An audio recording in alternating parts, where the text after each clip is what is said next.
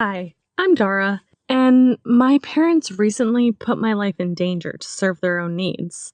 I didn't have the best upbringing. I live in a bad neighborhood, and my dad was always off doing shady deals with his friends, as he called them. Don't look at them, my mom told me if we were ever in the car when dad stopped to visit his friends. Don't ever talk to them.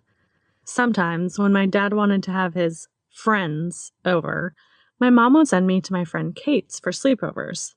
I loved Kate's house. It was big and clean, with a beautiful yard and pool. Her parents were nice, and her dad always cooked good food. I wish I lived in a home like hers. And Kate was never snobby about having more money than me. She always made me feel like part of the family. Over the years, her home became my safe haven. The difference in our circumstances was clear, though. Like one day, we were looking for tape in her mom's desk, and we came across a large envelope stuffed full. It wasn't sealed, so I peeked inside. It was full of cash. "Oh yeah," Kate said. "That's the sunroom fund."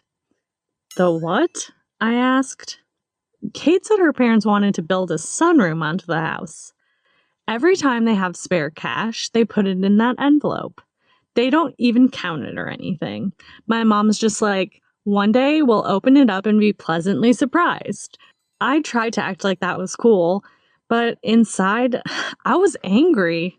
My parents could barely afford rent, and Kate's family was going to add more to their already huge house.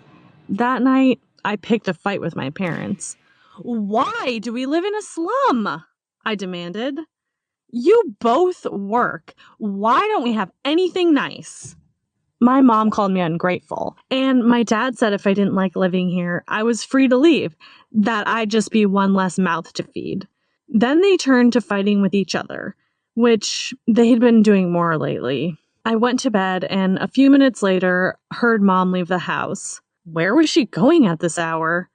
The next day, I came home to find Mom crying in the kitchen. "What's wrong?" I asked. She just shook her head.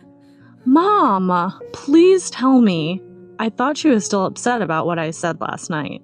But finally, she looked at me and said, "I'm in trouble." 1,000 fears raced through my mind. What kind of trouble? "I owe one of your dad's friends $800. I was shocked. She said she'd borrowed the money so she could buy a new dress and jewelry for a date. "A date?"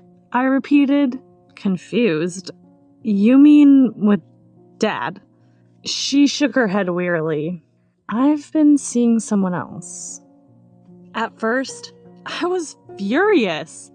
All I could do was cry and ask why she cheated on Dad, but eventually I calmed down. My dad wasn't a very good person. It was easy to see why my mom would want to be with someone else. The most important thing was that she was in trouble, and I needed to help her. They said if I didn't come up with the money, they'd hurt me, hurt my family. I have about $500, but I can't get the rest, and I can't tell your dad. I didn't know what to do, so I just hugged her while she cried. That night, I couldn't sleep. I was scared Dad's friends would come to the house and hurt us. I wondered what I could do. I had a part-time job, but the money I made there wasn't enough to help my mom. Still, I'd give her everything I could. The next day, I went to Kate's after school. We tried to have our usual fun, but she said I seemed down, asked what was wrong. I'd promised my mom I wouldn't breathe a word to anybody, so I said nothing. Later, she went to the bathroom, and suddenly I remembered the envelope in her mom's desk, the sunroom fund. I pushed the thought away, but it kept coming back. They don't need a sunroom, I told myself. Why should they get things they don't even need, when my family can barely afford things we do need? Before I could think, I was reaching in the drawer. I grabbed several 20s from the envelope and stuffed them in my pocket. Then I put the envelope back. I tried to eat some of Kate's dad's delicious dinner that night, but I felt too queasy and returned home. When I arrived, I gave the money to Mom. "Here, I made this in tips at work." I lied. It was only $80.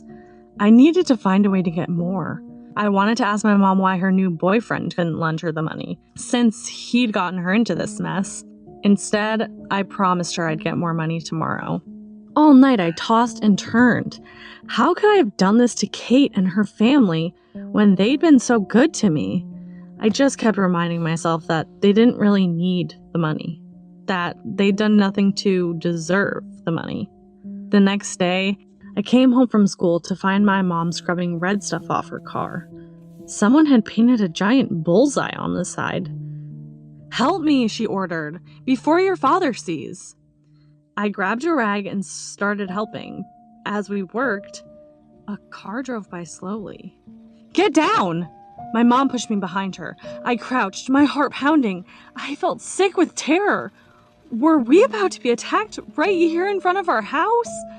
But the car finally passed by. "We need that money," my mom said. "Now." So I went to Kate's and waited for my opportunity. When her mom called her away to help with something, I opened the envelope and counted out $220 I still needed. That night, I gave the money to my mom. She hugged me and told me I was a wonderful daughter. She didn't even ask how I got the money. Why was I suddenly making so much in tips for a job that barely paid anything most days? I spent another sleepless night. The next day, Kate seemed down. When I asked her what was wrong, she said, "My parents think someone stole money from the sunroom fund." I froze, terrified. I knew she was going to accuse me, and I wouldn't be able to deny it. She'd hate me forever. I'd never be able to go back to her beautiful, safe home, and I'd probably go to jail. "They think it's my brother's friend Kelsey," she went on. "That kid's bad news." I stared in shock. They didn't suspect me. I was off the hook. Except now, what if they accused Kelsey? What if he got in trouble? When I went home that day, I was a wreck. And it didn't help that I arrived to find my parents in the middle of a screaming match. My dad had found out about the loan my mom had gotten from his friends and all about her affair. He accused her of doing terrible things to earn the money to pay back the loan. Just wanting it to stop, I jumped in the middle. "I stole the money from Kate," I said. They both stopped shouting and looked at me. "Her family has an envelope where they're saving cash. I'm going to pay it back, I swear. I just didn't know what else to do." Dad looked at Mom and said he was disgusted that she'd gotten me involved. He shoved the stolen cash at me and said to give it back to Kate's family.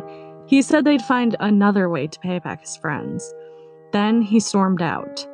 Mom sat down at the table and cried. Knowing what I had to do now, I went to Kate's, gave her back the money, and told her everything. "Do you hate me now?" I asked. "I don't know what to say," she said. "I'll talk to you when I'm ready."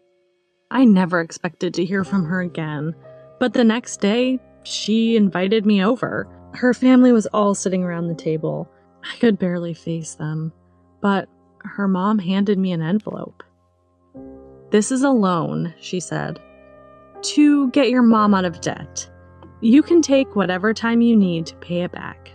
I was shocked. I asked why they were doing this. Kate said, "I wish you told me you were in trouble. I thought we were friends." That's what she was upset about? That I hadn't told her? Not that I'd stolen from her. I tried to refuse the loan, but they insisted, and made the promise that if I ever needed help in the future, I'd just ask. I apologized and promised a million times that I'd never betray their trust again, and I'd pay back the loan ASAP. Things were rough after that. My mom paid her debt, but my parents began the process of a messy divorce. However, Kate was always by my side, and her loyalty has helped me get through this. I might never have known what a good friend I had if our friendship hadn't been tested like this. Did you like my story? Please let me know in the comments if you think I should have done anything different. And don't forget to like this video and subscribe to this channel. Hey, I'm Louise, and I wanted to tell you how I was stuck on a roller coaster for 3 days. And that was just the beginning of my problems. It all started when a birthday surprise went really wrong. It was the day of my birthday, and I thought my friends Becky and Dan knew me well enough to know what I'm into. Shopping, spas, and selfies. They told me that we were going on a day out as a surprise, and I was so excited. Until we got there. They had taken me to a lousy theme park. I was so annoyed. Did they think I was a kid? We lined up for over an hour to be among the first people to ride their new roller coaster. It was supposed to be one of the scariest roller coasters in the world, but I hate them. I think they're really scary and they really mess up my hair, but I didn't want to tell them that. I was really nervous, and then it got worse. We were allocated the front seats. My friends were so excited as they are the best ones, but that just made me even more scared. I felt sick as the ride started. It went so fast and there were so many loops. Then, as we went upside down on the biggest loop yet, the ride suddenly stopped. It happened so quickly that the ride jolted and it really hurt my head and neck. We were left hanging upside down. This wasn't part of the ride, surely? I realized quickly that it wasn't. Soon, everyone was screaming. It was like a nightmare. Why wasn't the ride starting again? I began to panic. Never in my life had I screamed so loud. I was so terrified. On my left, my friend Becky was uncontrollably crying. On my right, I saw Dan unconscious, and he had blood coming from his nose. I shouted at him until he opened his eyes. Everyone behind me was crying, screaming, begging for help. I realized there must be about 50 people on this ride, and they were all stuck like us. The sounds were terrifying. I got out my phone and tried to call for help, but I had no signal. I must have passed out for a while, as when we woke up, I realized that I had dropped my phone and it was smashed on the ground below. I was so annoyed, especially as I never bother with insurance. Then I saw something that made me even more frightened. There was smoke coming off the train we were on. It looked like it was going to catch on fire. I looked around. I couldn't even see a fire engine. Then I heard shouting. I thought it was a rescue party, but it wasn't. It was the press. There were reporters and film crews everywhere below filming us and taking photos. I tried to shout at them to help us, but they couldn't hear me. I don't know how long we were upside down, but it felt like hours. Then, suddenly, the train moved. It went forward until we were the right way up, at the top of a loop looking downwards. But then the ride stopped again. I couldn't believe it! Now I was upright. I felt my blood rushing out of my head and back through my body. Becky had stopped crying, and I was so angry at her. I started shouting at her, telling her how I hadn't even wanted to go on this roller coaster in the first place, as I was worried something was going to go wrong. And I was right! Then she got angry at me and told me that she thought it was my idea to go to the theme park. I couldn't believe it. Becky was such a liar. Like I would have wanted to come to this stupid theme park. Then Dan woke up. He looked really rough and his voice croaked. He admitted that it was his idea to go to the theme park. He knew that neither of us wanted to go. He even knew I had a fear of heights. So he told Becky that it was my idea and told me it was Becky's. Unbelievable! And it didn't stop there. I got so mad that I confessed to Dan that I was the one who spread rumors that he still pees his bed, which is, by the way, true. Becky then told me she kissed my BF in 3rd grade and our fight kept going. I didn't want to talk to either of them ever again. After 10 hours had passed, I heard a really loud noise like a helicopter above my head. I looked up and saw it wasn't a helicopter. It was a drone. It was carrying 3 boxes. It lowered down until it was close to us, and I took the boxes. I handed one to Dan and one to Becky without speaking to them. I opened mine up. Inside of it was a cheeseburger and fries. I heard Becky sounding really excited and starting to eat. Dan had passed out again and dropped his on the floor, but I was not impressed. I was on a cleanse and I didn't want to eat anything this unhealthy. They could have asked me what I wanted. I was about to throw my box onto the ground when I realized there was something else in the box. I heard a ringing sound. It was a mobile phone. I answered it. It was someone from the theme park. They told me that we were going to be rescued, but it might take a while. The ride designer was on a Caribbean cruise and he wasn't answering his phone. They didn't know how to fix the problem without speaking to him. It was starting to get dark now. I told the man on the phone that he had better get me down soon. If not, I was going to sue. I demanded that he get me some healthy food and a blanket. I was starting to get cold. I must have fallen asleep as when I woke up, the sun was starting to rise. I was cold and tired and weak. I looked at Dan. He wasn't moving. He looked dead. I couldn't believe that the last time I'd spoke to him was to get angry at him. It wasn't his fault the ride went wrong. Then I thought of something terrible. Suddenly, I projectile vomited everywhere. The crowd of camera crew who had been there for 2 days were getting covered in my sick. They ran for cover. As scared as I was also pleased that it hit them. Then I realized I was covered in sick too. It was so gross, and as the sun got higher in the sky, it started to dry and really smell. I had no choice, but I had to take my top off. It took me loads of struggling, but I eventually got it off. I dropped it to the ground below. It was just in my jeans and bra, but you know what? I didn't care. It's not like I had boobs anyway. I was as flat-chested as a boy. At least I couldn't smell the sick anymore. That night, I had a terrible night's sleep, and I was so cold. Then I heard the sound of a phone ringing. I was confused for a minute. My phone was gone, so where was it coming from? Then I realized it was the phone that had been in the box. I answered it. It was a journalist who wanted to interview me about the accident. They wanted to know if I would talk to them. I told them they could speak to me, but only if they would pay me what I wanted, and I asked for a lot of money. He said he would see what he could do. I stayed up all night waiting for him to call me back, but he never did. If that wasn't bad enough, that stupid drone couldn't bring us any more food. It was apparently too windy for it to fly. The next morning, when I woke up, I heard something loud. It was the sound of the roller coaster going back on. I had never been so pleased. The train started moving again. It went really fast as it finished its course. Finally, it took us to the exit and came to a stop.